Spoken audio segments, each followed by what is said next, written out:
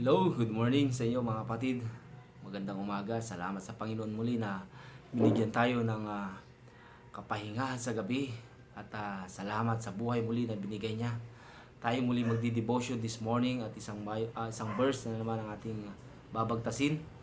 And isa sa very familiar verse sa Bible ang ating pag-aaralan. Open our Bible in the book of 1 Peter chapter 5 verse 7. The Bible says, casting all your care upon Him, for He cared for you. Kapatid, this morning, ano ba yung pinagdadaanan mo? Ano ba yung struggle ng buhay mo na until now ay hindi mo pa rin maibigay ng buo sa Panginoon? Sabi nga, casting all your care upon Him, for He cared for you. Kapatid, alam ko na bilang isang tao, kahit sinasabi natin na binigay mo na lahat sa Panginoon, lahat ng problema mo, lahat ng dalahin mo. Pero minsan, bakit gumagawa pa rin tayo ng kaparaanan natin?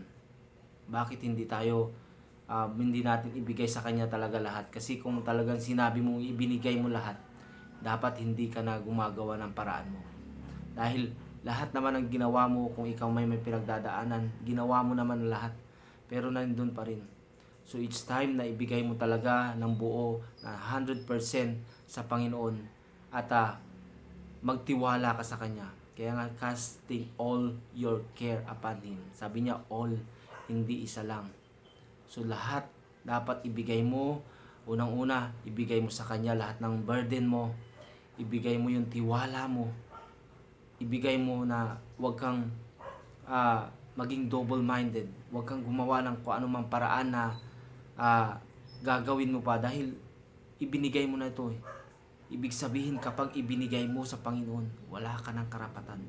Hayaan mo ang Panginoon ang kumilos para sa iyo dahil kapag binigay mo at nagtiwala ka sa Kanya, kapatid, sigurado may magandang mangyayari yan. Kaya sabi diyan, casting all your care upon Him, for He cared for you.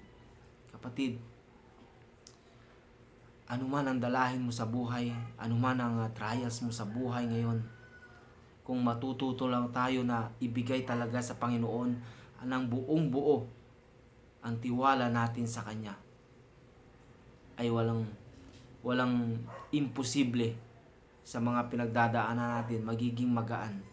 Alam mo ba na para kang nagbubuhat ng isang bag na napakabigat. Ngayon, hanggat hindi mo binibitawan yun, kapatid, yung bigat ay pasan-pasan mo. Kaya sabi niya, casting all your care upon Him, for He cared for you. Ngayon naman, ibigay mo sa Kanya upang sa ganun maging magaan ka, maging mapanatag ka, at nawa, at kapag ibinigay mo na sa Panginoon, wag ka nang double-minded, wag kang mag-isip ng kung ano, dahil walang imposible sa Panginoon. Basta magtitiwala lang tayo, kapatid. Kapatid, hindi ko alam kung anong pinagdadaanan mo sa buhay, ngunit nawa ay na-encourage kita, at nawa ay matuto tayo na magtiwala at ibigay lahat sa Panginoon. Anuman ang dalahin natin sa buhay, anuman ang trials natin, anuman ang pinagdadaanan natin, ibigay natin lahat. At huwag tayong gagawa ng kaparaanan pa natin at kapag binigay na natin sa Panginoon ang ating dalahin. Nawa ay na-encourage ka sa maikling devotion na to, kapatid. Maraming salamat and peace be unto all God's people.